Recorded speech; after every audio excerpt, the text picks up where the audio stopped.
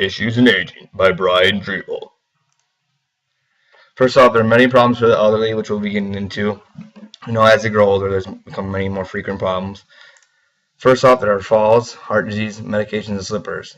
As you get older, bones don't work as well, muscles don't work as well, and they fall a lot more often. Can't really walk on their own. There's also heart disease. Many people, it's actually with everybody. A lot of families these days have heart disease running through their family. Medications, there's a lot of medication problems. When they mix and match medications, it can create problems or side effects for one medication, not for the other. And slippers are a big one because sometimes they slip, and it's not always the best grip. But usually if you have a nice carpet or a rug in the bottom of like a bathtub or a grippy, it's not a big deal. Life alert is also a great thing in case somebody falls because they can press a button, get back up, get saved. And there's also rails. If you use rails with a lot of things, that's usually a pretty good sign. Here's a little short video.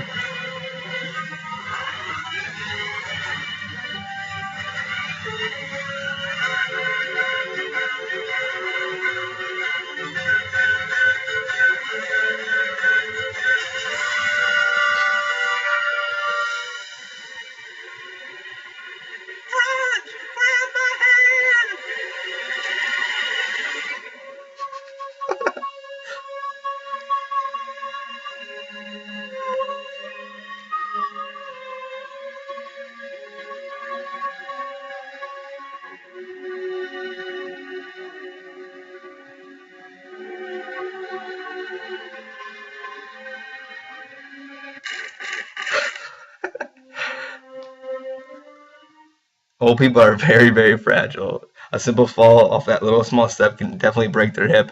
I don't know about killing them, but it can definitely break their hip.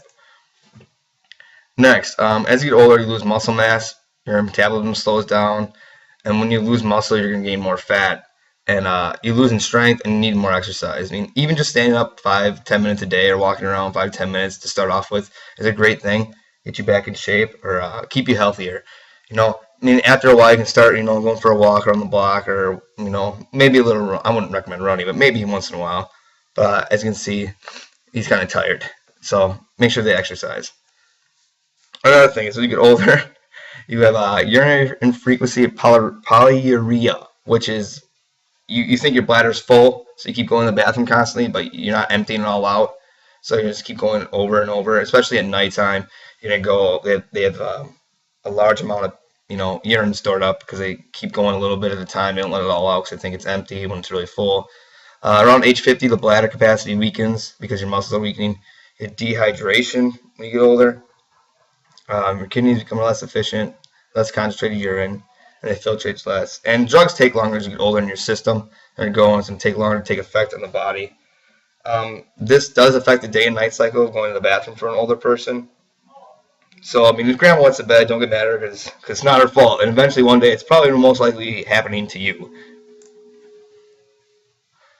The elderly have sex. This is pretty surprising. Stimulation is slower in men. Women have declined lubrication. There are fewer men than women, so usually women have to go and help themselves because there's not enough men, and men usually go for younger women. So the men that are there are usually not around for the older women. They're trying to go for the younger women, like the nurses, and that's when they get touchy-feely and they start touching the nurses, grabbing them, and that's when, or the CNAs, and that's when you have to kind of tell them, no, don't touch, don't grab. But yeah, surprising. I was surprised too. Now, there's many different places an elderly person can live: nursing homes, assisted living, skilled nursing facilities, CBRFs, RCAC, and community care. A lot of these places are really good for your elderly or your parents.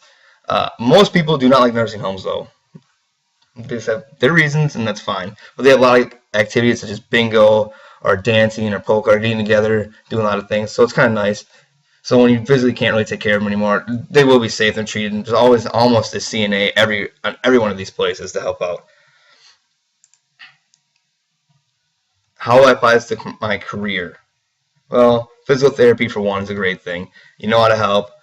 I learn how to help the elderly when I get into my job, or anybody else for that matter. I can keep them healthy. I can give them exercises to do, to strengthen up their body. I can help with my own parents when they get that old. I can teach others.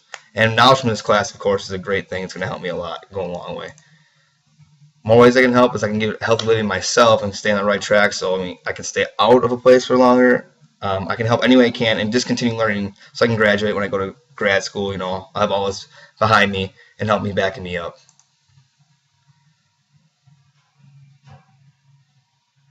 And that's the end.